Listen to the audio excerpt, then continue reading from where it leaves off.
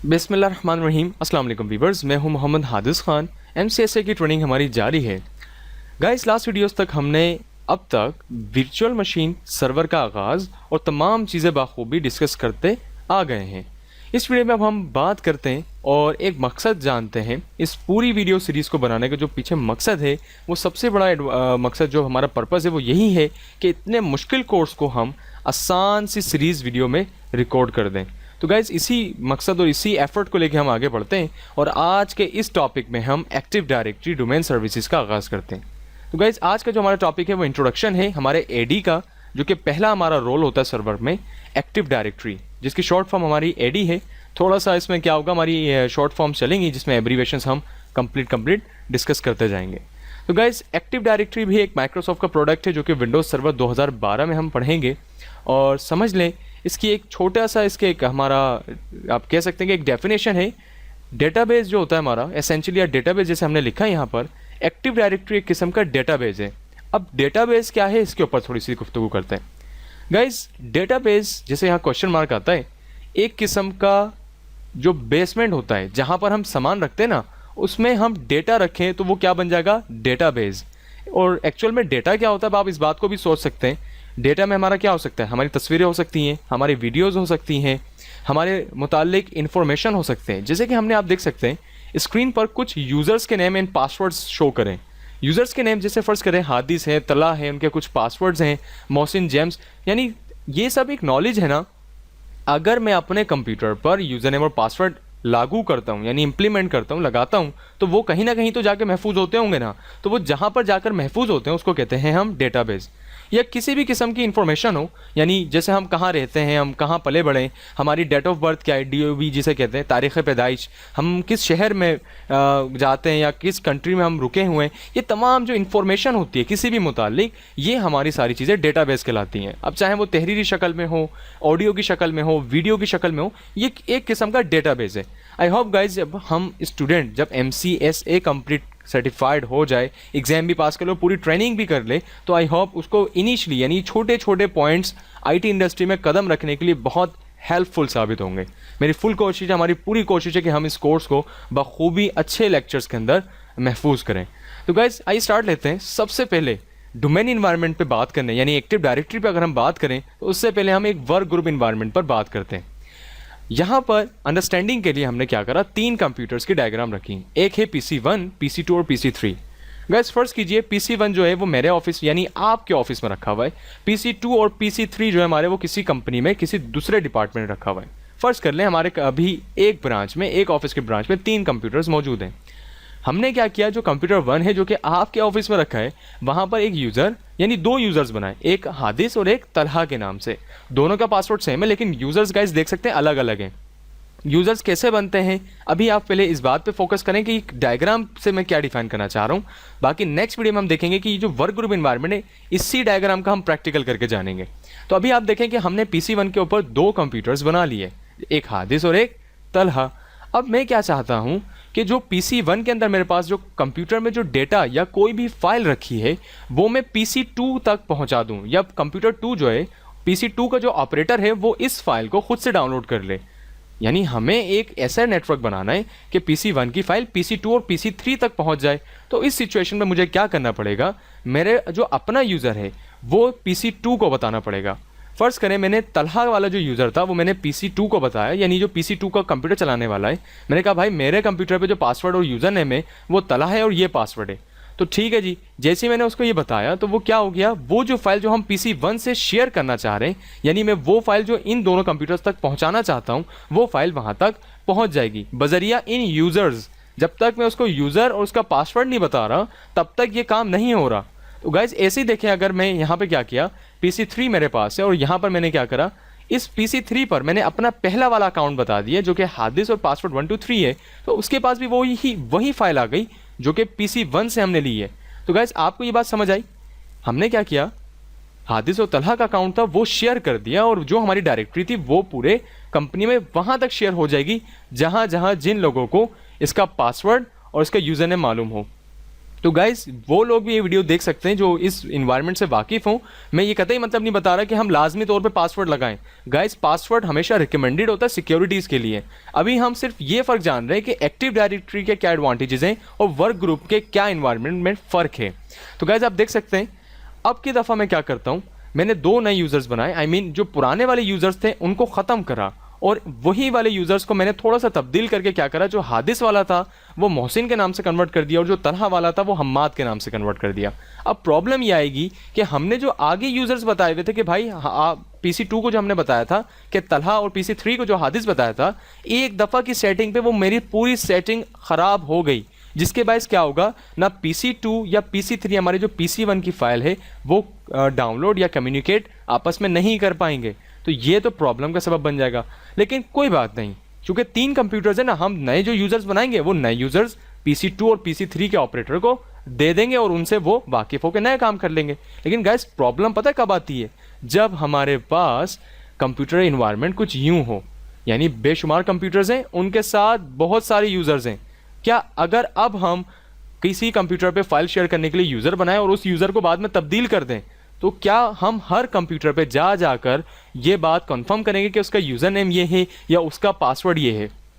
नहीं ना, तो ऐसा तो बिल्कुल नहीं होगा। तो इस सिचुएशन पे हम क्या करते हैं, एक्टिव डायरेक्टरी डिप्लॉय करते हैं। अब एक्टिव डायरेक्टरी के लिए हमने क्या करा, इस डायग्राम में आप देख सकते हैं कि 5 कंप्यूटर्स हमने लगाए और अब की दफ़ा हमारे पास एक विंडोज़ सर्वर 2012 वाला जो कंप्यूटर है जिसमें विंडोज़ सर्वर 2012 इंस्टॉल्ड है वो आ गई।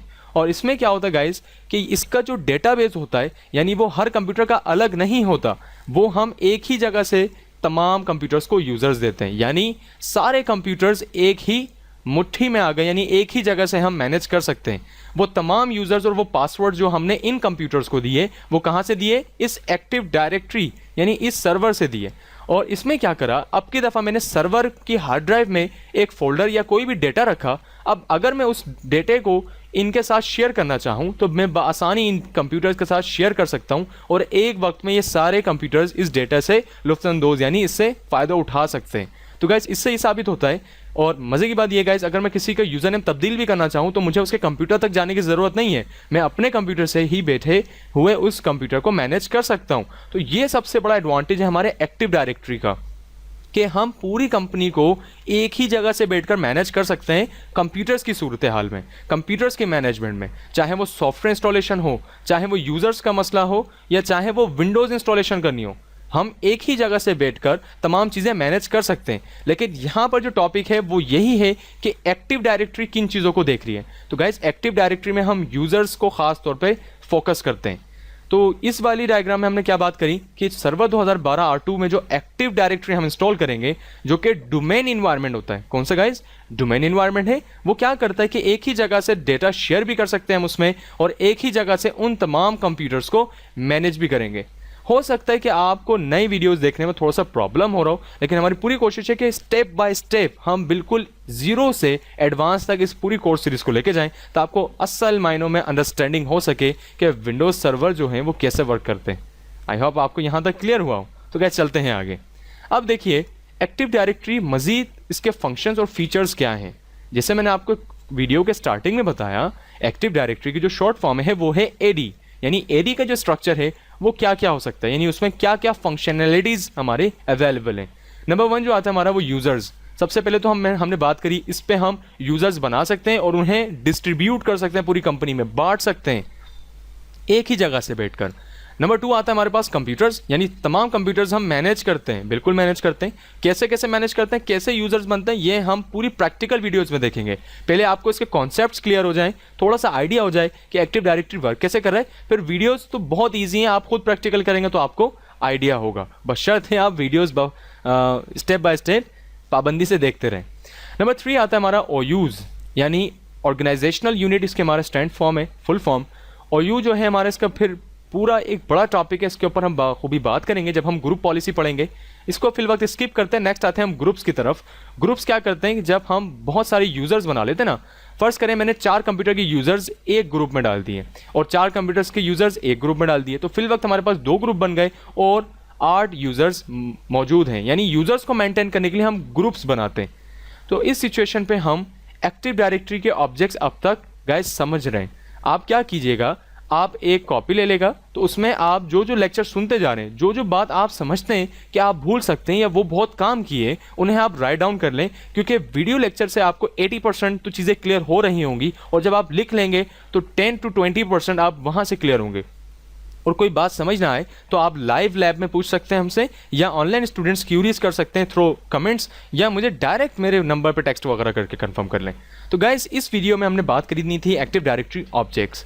तो यहाँ देखें हमने क्या करा, एक डायग्राम में ट्राइंगल बना और उसमें एक ऐसा कंप्यूटर आ गया जिसे हम क्या कहते हैं, डीसी यानी डोमेन कंट्रोलर।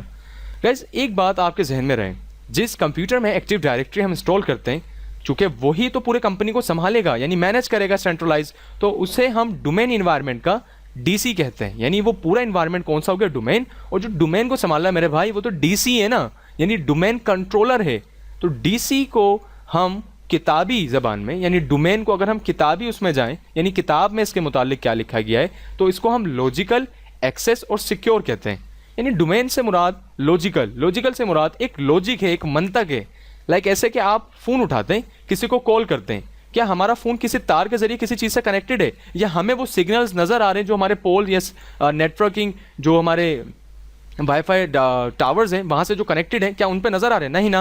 लेकिन फिर भी हमारी कॉल लग रही है और हम इस बात पर मजबूर हैं कि हम इस बात को जानें कि कोई पीछे मंतक है ज़रूर, यानी पीछे कोई मामला है जिसके थ्रू हमारी बात वहाँ तक जा रही है। तो same as it is domain जो है वो एक लॉजिकल है, यानी बजरिया नज़र नहीं आता कि कैसे कनेक्टेड है, लेकिन ये कनेक्टेड होता है और अपने काम अंजाम दे रहा है। दूसरा ये कि ये एक्सेस करता है।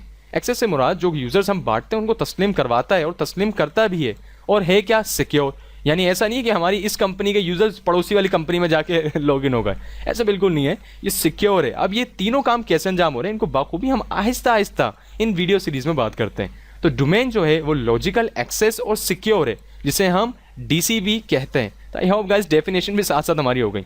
तो इस इन्वायरमेंट में जिस कंपनी में आपके पास कंप्यूटर्स हों, उनमें आपने यूज़र्स दिए हुए हों और वो कुछ कंप्यूटर प्रिंटर वगैरह में कनेक्टेड हों, ये पूरा एक कहलाता है हमारा साइट।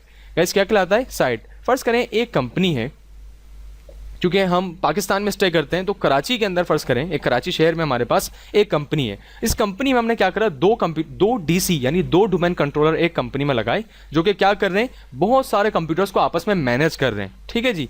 अब क्या हुआ, उसी कंपनी की एक ब्रांच हमारी इस्लामाबाद में खुल गई। तो इस्लामाबाद में भी क्या है, हमने एक डोमेन कंट्रोलर लगाया और वहाँ के जितने कंप्यूटर्स थे उन सबको हम वहाँ से मैनेज कर रहे हैं। तो गाइस हुआ क्या कि जो कराची वाली हमारी जो डीसी है वो साइट 1 है, और जो इस्लामाबाद वाला है वो साइट 2 है, और जो कि 5वां हमारा ऑप्शन है एक्टिव डायरेक्टरी ऑब्जेक्ट्स में।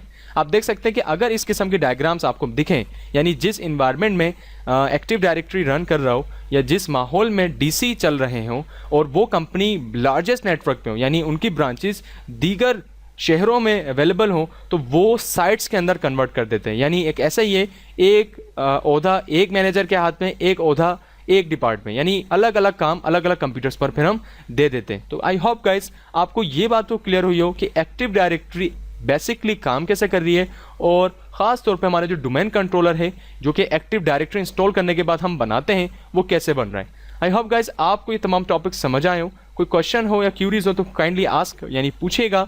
मिलते हैं फिर नेक्स्ट वीडियो में इसी टॉपिक को मज़ीद डिस्कस करते हुए। ख्याल रखिए, फ़ी अमान अल्लाह।